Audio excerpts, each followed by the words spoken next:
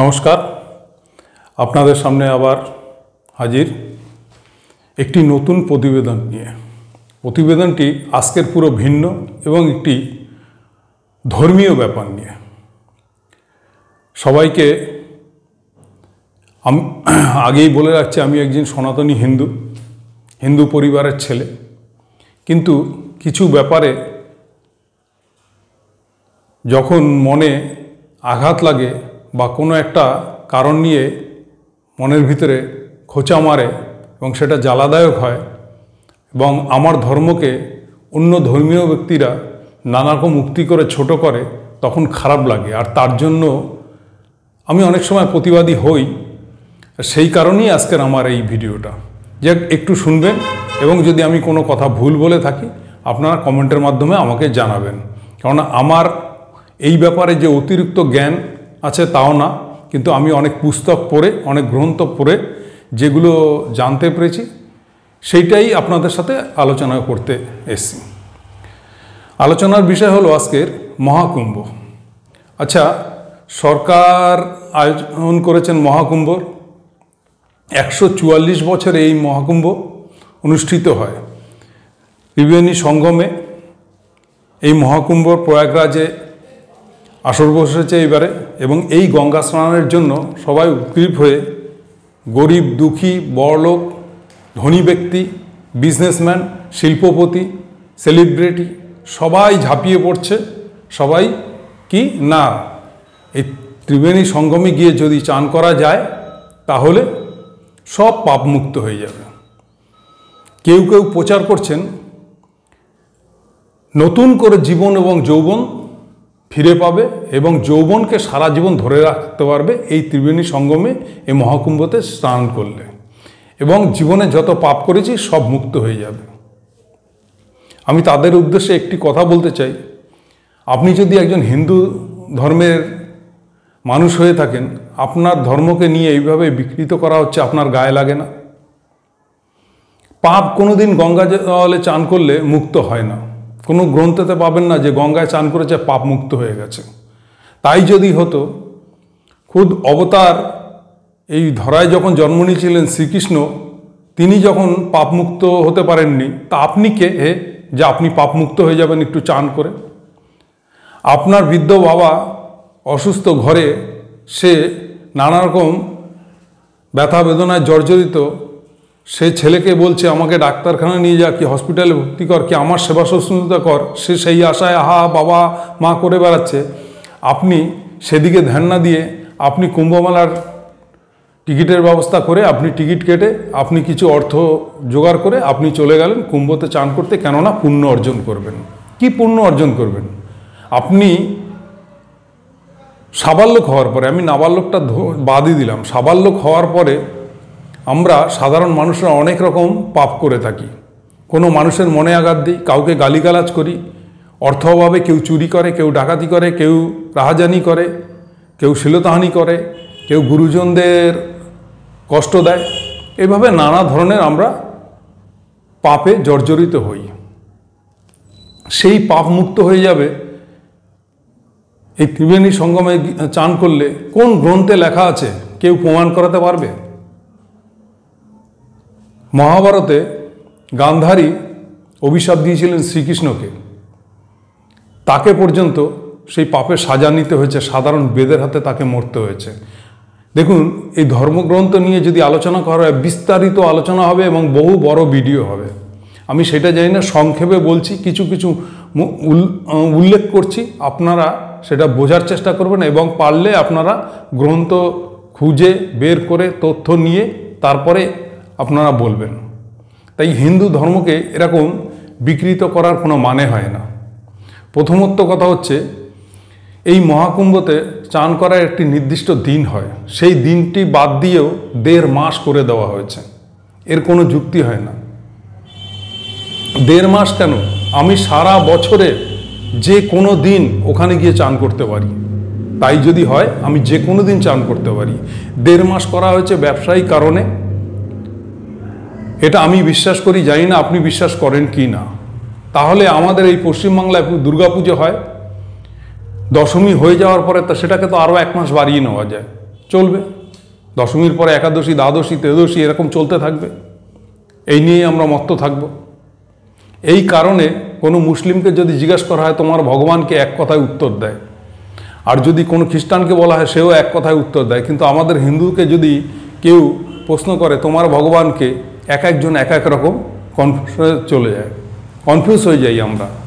যে যেরকম বোঝে সে সেরকম বলে, যে যেরকম শিক্ষায় শিক্ষিত হয়েছে সে সেরকমভাবে নিবেদন করে কথা বলে।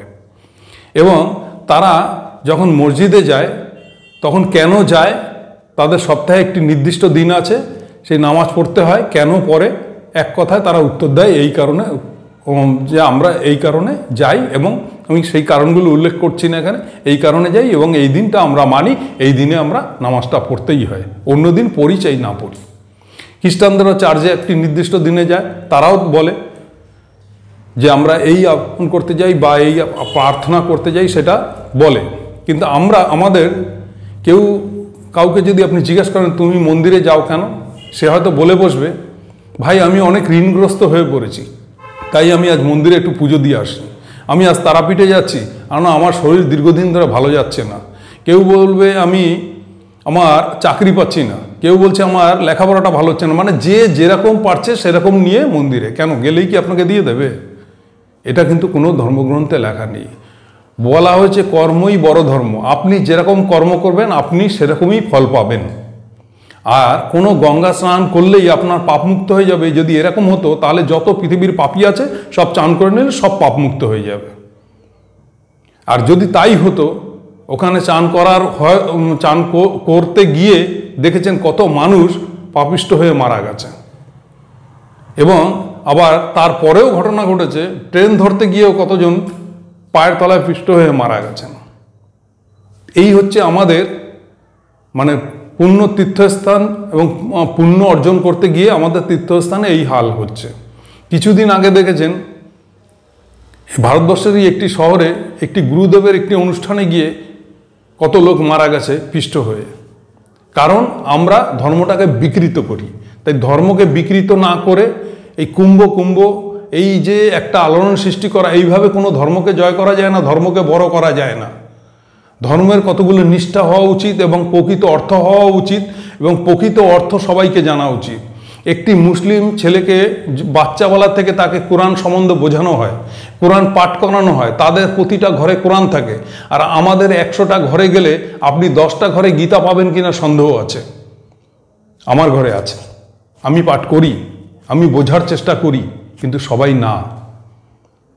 থাকা উচিত। এবং সেই গ্রন্থ সম্বন্ধে, যেহেতু আমাদের গীতা হচ্ছে একটি ধর্মগ্রন্থ এবং সর্ব উপরে আমরা রাখি, তবে গীতার জ্ঞান অর্জন করা উচিত, গীতার সম্বন্ধে জানা উচিত, এবং এইরকমভাবে ধর্মকে বিকৃত না করে সঠিকটা জানা উচিত। অনেক সাধুরা দেখছি আজকাল ফেসবুকের মাধ্যমে অনেক সংবাদ চ্যানেলে বাইট দিচ্ছে, এক একজন কুম্ভমেলা নিয়ে এক এক ধর্মের কথা বলছে। কেন এরকম হবে? কেন আমি যদি একজন প্রকৃত হিন্দু হই, আমার কথাটাও যেরকম হবে আর একজন হিন্দু ভাইয়েরও ধর্মীয় ব্যাপারে একই রকম কথা হবে। তা আমরা ভিন্ন ভিন্ন মত পোষণ করে থাকবো, এক একজন এক এক রকম বাইট দেবো, এক একজন এক এক রকম কুম্ভমেলার সম্বন্ধে বুঝিয়ে যাব। দেখুন, কেউ যদি প্রকৃত সন্ন্যাসী হতে চায়, যেটা আমরা দেখি, তাকে নিজের সাধ্য শান্তি করে পিণ্ডদান করতে হয়। কারণ সে পৃথিবীর যত কিছু আছে, লোভ লালসা মোহ সব ত্যাগ করছেন। তাই তার আগের যে আত্মা, তাকে পুরো ত্যাগ করার জন্য এই ক্রিয়াকর্মটি করছেন। মানে স্ত্রী, সন্তান, গৃহ, বাড়ি, ঘর, ধন দৌলতের উপর থেকে পুরো মোহ ত্যাগ করার জন্য এই কাজটি করে তিনি সন্ন্যাস ধর্ম গ্রহণ করছেন। তাই নতুন করে গঙ্গায় স্নান করে তাকে এগুলো করানো হচ্ছে, শুদ্ধিকরণ করানো হচ্ছে, কেননা তিনি একটি নতুন জীবনে পদার্পণ করছেন। ঠিক সেরকম আপনি যদি কালকের গিয়ে গঙ্গা স্নান করেন, আপনার কিন্তু পাপ ধুয়ে আপনি মুক্ত হয়ে যাবেন, পাপ মুক্ত হয়ে যাবেন এবং আপনি শুদ্ধ হয়ে যাবেন, এরকম কোনো কথা নেই। গঙ্গা স্নান করে তাহলে কি হয়? গঙ্গা কালকেরও আপনি যেতে পারেন, গঙ্গায় চান করতে পারেন। গঙ্গায় চান করে আপনি গঙ্গা মাকে সাক্ষী রেখে জোর হাতে নমস্কার করে তার কাছে আবেদন করতে পারেন যে হে মা, আমি এই গঙ্গা জলে চান করে নিজেকে শুদ্ধিকরণ করলাম এবং আমার যে পাপ মন আমি সেটাকে ধুয়ে দিলাম, এবং আজকের থেকে আমি নতুন জীবনে পদার্পণ করলাম। আগামীকাল থেকে বা আজকের এই মুহূর্ত থেকে আমি মিথ্যা বলবো না, মিথ্যা শুনবো না, কাউকে কষ্ট দেব না, কোনো পাপ কাজ করব না, কোনো লোভ মোহ সব ত্যাগ করব এবং শুদ্ধ জীবনযাপন করব। সেটাকে বলে মনকে পরিষ্কার করা, মনকে শুদ্ধিকরণ করা, নিজের মানসিকতাটা চেঞ্জ করা। আপনি গঙ্গায় চান করলে আগে আপনার শুদ্ধিকরণ নিজের মনকে করতে হবে। দেহকে ধুলেন, কিন্তু আপনি যে পাপগুলো করে এসছেন আজ অবধি, ধরুন আপনার 50 বছর বয়স হয়ে গেছে, আপনি শুরুর থেকে 50 বছর অবধি নানা রকম পাপ কর্মে লিপ্ত ছিলেন, সেই পাপগুলো করেছেন, আর সেইগুলো আপনি আজকে প্রয়াগরাজে গিয়ে চান করলেন, আপনার পাপমুক্ত হয়ে যাবে। এটা কি ধরনের কথাবার্তা? কাকে কি বোঝানো হচ্ছে? এটার আমি তীব্র প্রতিবাদ করি এবং সরকারকেও এটা আলোকপাত করা উচিত। এইভাবে ধর্মীয় ব্যাপারটাকে এইভাবে না ছড়িয়ে এবং নানা রকম বিবৃতির মাধ্যমে নানা রকম কথা না বলে, যাতে হিন্দু যারা আছে, যারা আমরা হিন্দু, সনাতনী হিন্দু যারা, তাদেরকে নিষ্ঠাবানভাবে হিন্দু ধর্মটাকে বুঝতে হবে, জানতে এবং সঠিক জিনিসটা এবং সঠিক ব্যাখ্যা দিতে হবে এবং সঠিকভাবে ধর্মটাকে গ্রহণ করা উচিত। এ তো দেখছি এরকম ভুলভাল অর্জন করে, ভুলভাল কথা বলে আরও পাপে জড়াচ্ছি আমরা। যে যেরকম পারছি সে সেরকম বলছি, এটা সঠিক নয়, এটা ঠিক নয়। ধর্মটাকেও এখন ব্যবসা বানানো হয়ে গেছে, এই ধর্মটাকেও ব্যবসার মধ্যে নিয়ে আসা হয়েছে। এটা কোন ধর্মে আছি, কোন যুগে আছি আমরা? দ্বিতীয়ত কথা, আরেকটি কথা বলছি, কুম্ভ 3 ধরনের হয়, অর্ধকুম্ভ, কুম্ভ এবং মহাকুম্ভ।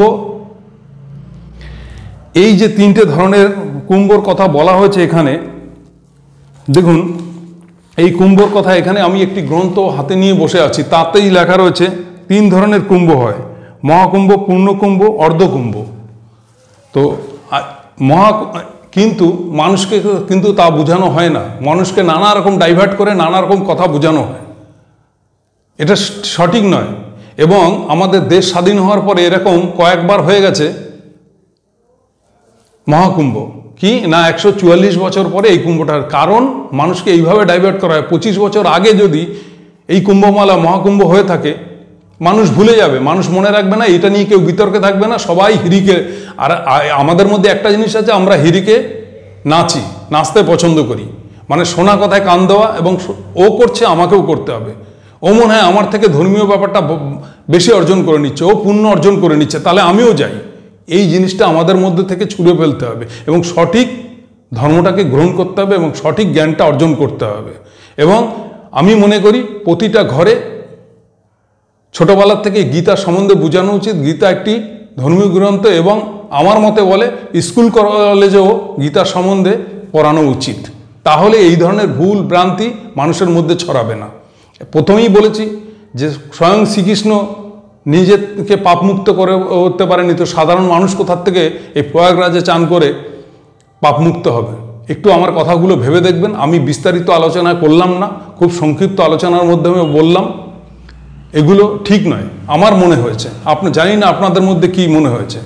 এরপর থেকে তো দেখছি এই ধর্মীয়করণটা এমনভাবে যাবে যে ব্যবসাটা করার জন্য এবং মানুষকে ধর্মীয় উন্মাদনা তৈরি করার জন্য দুর্গাপুজোটাও হয়তো 1.5 মাস ধরে চলবে, বা অন্য রাজ্যে তাদের যে অনুষ্ঠান সেটাকেও হয়তো এরকম লম্বা করে সেখানেও হয়তো 1-1.5 মাস। তাহলে কি আমরা এইভাবে উন্মাদের মতো ধর্মটাকে নেব, না সঠিক ধর্মটা গ্রহণ করব? কি করব আমরা, কোন দিকে যাব, কোনটা সঠিক সেটাই তো বুঝতে পারছি না।